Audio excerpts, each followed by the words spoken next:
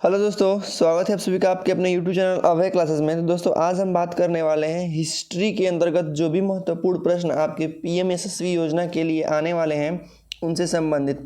यकीन मानिए ये जो प्रश्न हम आपके लिए लाए हैं ये डायरेक्ट आपके एग्ज़ाम में पूछे जा सकते हैं। ठीक है, ये किस क्लास के बच्चों के लिए? तो क्लास 9th के स्टूडेंट देखेंगे और क्लास 11th के स्टूडेंट देखेंगे।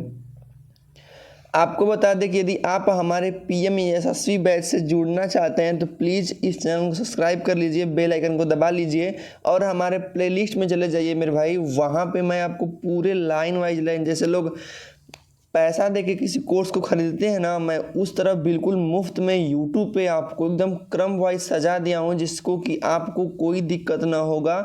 आप प्रत्येक वीडियो को अच्छे से देख सकते हैं। जब आपके लिए इतना मेहनत किया जा रहा है आपके सिलेक्शन के लिए, तो आपको एक काम करना है, चैनल को सब्सक्राइब करना है और वीडियो को लाइक करना है, अपने दोस्तों में भेज देना है। ठीक है, चलिए ज़्यादा बातें न करते हुए, यदि कोई भी आपको दिक्कत हो रहा है फार्म संबंधित तो ऐसा कुछ भी, तो आप हमें सीधे मैसेज कर सकते हैं हमारे टेलीग्राम चैनल से या हमारे इंस्टा पे। ठीक है, आपको एक विशेष सूचना दे दें कि अब इससे पहले आपका जो फॉर्म भरने का डेट था वो लास्ट डेट था 10 अगस्त, लेकिन अब ये बदल चुका है। अब आपका लास्ट डेट 17 अगस्त हो गया है।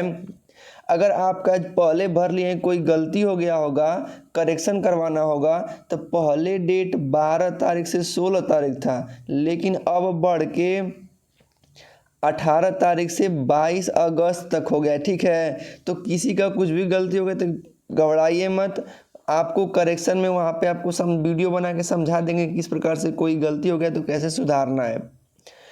और कोई दिक्कत होगा तो आप कमेंट बॉक्स में कर सकते हैं। जैसे कि यही प्रॉब्लम बहुत सारे बच्चों की थी तो मैंने ये प्रॉब्लम लिया है आप लोगों से। ठीक है, चलिए वीडियो को शुरू करते हैं। हम इसको थोड़ा सा जूम कर लेते हैं, आपको अच्छे समझ में आए, और चलिए देखते हैं वीडियो को। पहला प्रश्न है कि भारत का सर्वोच्च न्यायालय स्थित है। तो भारत का सर्वोच्च न्यायालय कहाँ स्थित है? मुंबई में, कोलकाता में, कि दिल्ली में, कि चेन्नई में? तो इसका सही विकल्प हो जाएगा दिल्ली में। कहाँ पे? दिल्ली में हो जाएगा। ठीक है, चलिए अपने अगले प्रश्न को देखते हैं। प्रश्न दूसरा है कि उच्चतम न्यायालय के मुख्य न्यायाधीश की नियुक्ति कौन करता है? तो उच्चतम न्यायालय के मुख्य न्यायाधीश की नियुक्ति हमारे राष्ट्रपति जी करते हैं। कौन करते हैं? राष्ट्रपति। आपसे एक प्रश्न पूछते हैं कि बताइए कि राज्यपाल की नियुक्ति कौन करता है? बताइएगा कमेंट में जरूर। आगे प्रश्न नंबर तीसरा है कि उच्च न्यायालय के मुख्य न्यायाधीश की नियुक्ति कौन करता है?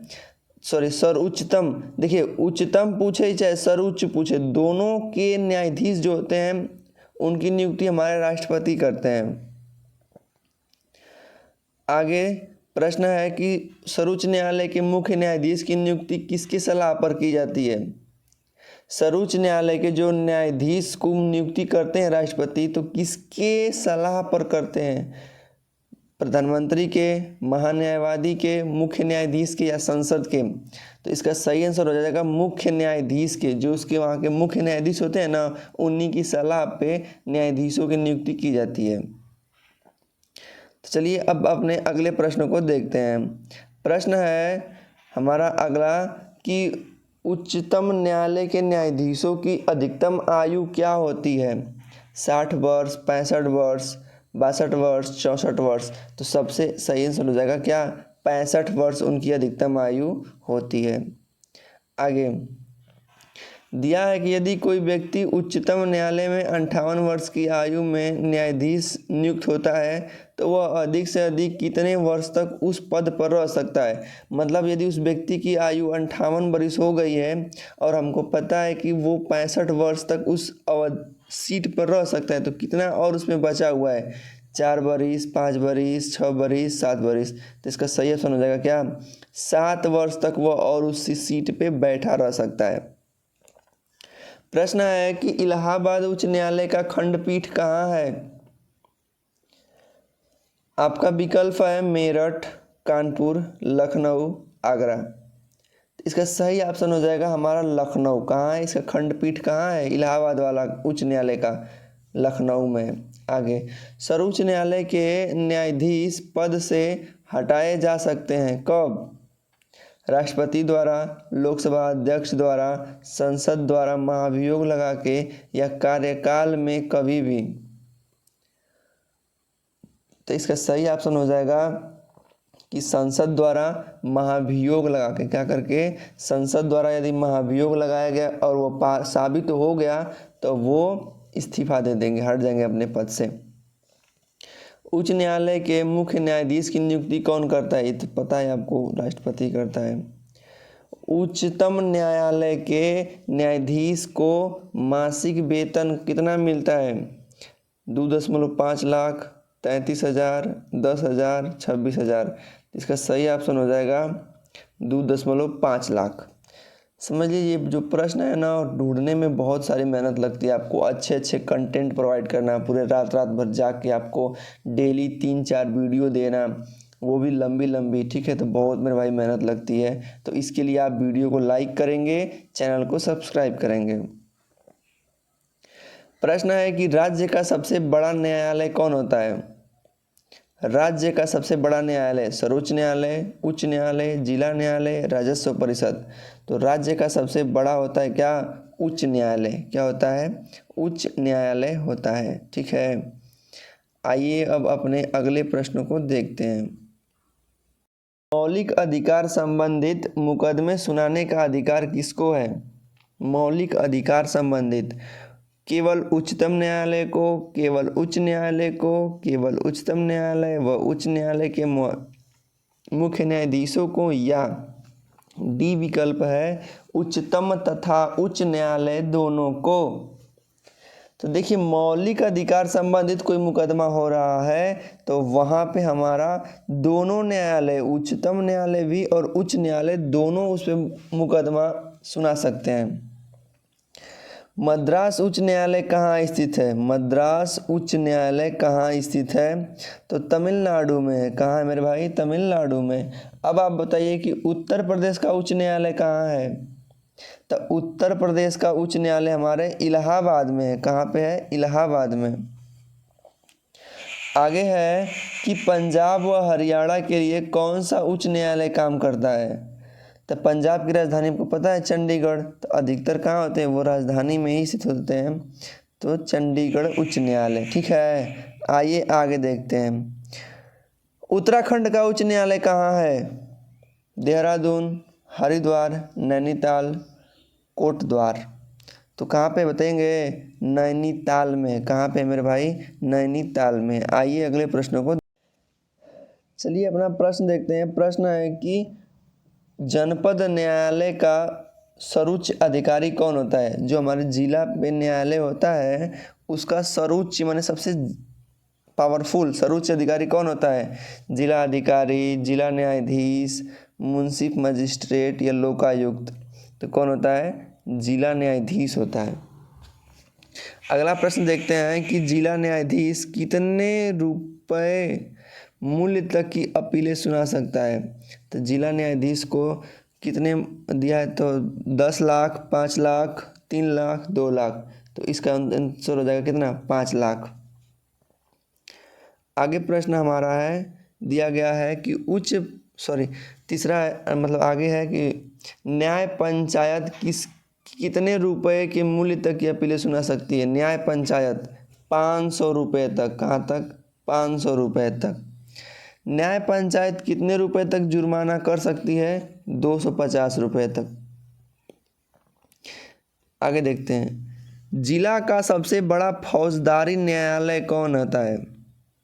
जिला का सबसे बड़ा फौजदारी न्यायालय कौन होता है? सेशन जज का न्यायालय, न्याय पंचायत, मुख्य न्यायिक मजिस्ट्रेट या लोकायुक्त।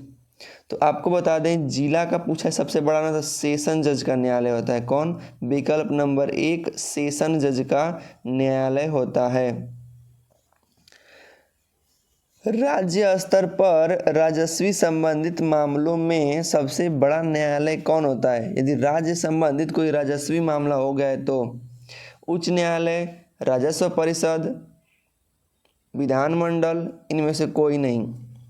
तो कौन होता है? राजस्व परिषद होता है। कौन होता है मेरे भाई? राजस्व परिषद। आगे देखते हैं कि राजस्व संबंधित मामले में जिला स्तर पर सबसे बड़ा न्यायालय किसका होता है? राजस्व परिषद, जिला अधिकारी, एसडीएम, कमिश्नर। तो कौन होगा? जिला अधिकारी होंगे। कौन होंगे? जिला अधिकारी, डिस्ट्रिक्ट मजिस्ट्रेट। आगे देखते हैं कि दिल्ली में पहली लोक अदालत की गठन कब हुई थी? एकदम इस पे तो एकदम डबल स्टार कर लीजिएगा। दिल्ली में पहली लोक अदालत किस वर्ष गठित की गई? तो सर ये कब किया गया था? एक वर्ष मतलब कि 1885 में, सॉरी 1985 में, 1986 में, 1987 में या 1988 में? तो 1987 में। ठीक है। आगे है कि निम्न में से कौन सा कथन लोक अदालत के संबंध में गलत है? यह एक कम खर्चीला प्रक्रिया है, निर्णय में शीघ्रता होता है, उच्च न्यायालय इसके निर्णय को बदल सकता है, या इसका निर्णय अंतिम होता है। तो आपको बता दें कि जो लोक अदालत होता है उसका जो निर्णय लिया गया होता है ना, तो उसको उच्च न्यायालय इसके निर्णय को बदल सकता है। आगे है कि लोक अदालतों के संबंध में निम्नलिखित में से कौन सा कथन सही नहीं है? विकल्प ए है, निर्णय आपसी सहमति के आधार पर होता है, इसमें वकील मुकदमे की पैरवी कर सकते हैं, इसमें निर्णय शीघ्र होता है, या फिर डी विकल्प है कि ये अदालतें जन कल्याण हेतु कार्य करती हैं। तो इनमें से कौन गलत बताना है आपको ना? तो इनमें वकील मुकदमे की पैरवी कर सकते हैं, ये क्या हो जाएगा? गलत हो जाएगा। चलिए अपने अगले प्रश्नों को देखते हैं, जो कि काफ़ी महत्वपूर्ण प्रश्न है। आपको देख के लग रहा है थोड़ा सा गले में प्रॉब्लम की वजह से हमारी आवाज़ फास्ट नहीं जा रही, थोड़ा स्लो बोलने का प्रयास करें, क्योंकि पूरे टाइम वीडियो बनाना, फिर ऑफलाइन बैच में पढ़ाना, फिर अपने पढ़ना, तो थोड़ा दिक्कत है। लेकिन कोई दिक्कत नहीं, आपको प्रश्न के कंटेंट में कोई कमी नहीं मिलेगी, आप प्रश्न को जरूर देखेंगे। दिया है कि निम्नलिखित में से कौन सा एक तत्व भारतीय विदेश नीति के आधार पर नहीं है? तो इसमें विकल्प दिया गया है, विश्व शांति की स्थापना में सहयोग, अंतर्राष्ट्रीय कानून का पालन, या उपनिवेशवाद का समर्थन, या सैन्य गुटवादियों से पृथकता। तो इसका सही ऑप्शन हो जाएगा उपनिवेशवाद का समर्थन। आगे देखते हैं कि 1961 ईस्वी में गुट निरपेक्ष आंदोलन का प्रथम शिखर सम्मेलन कहाँ हुआ था? गुट निरपेक्ष, ध्यान दीजिएगा इसके बारे में।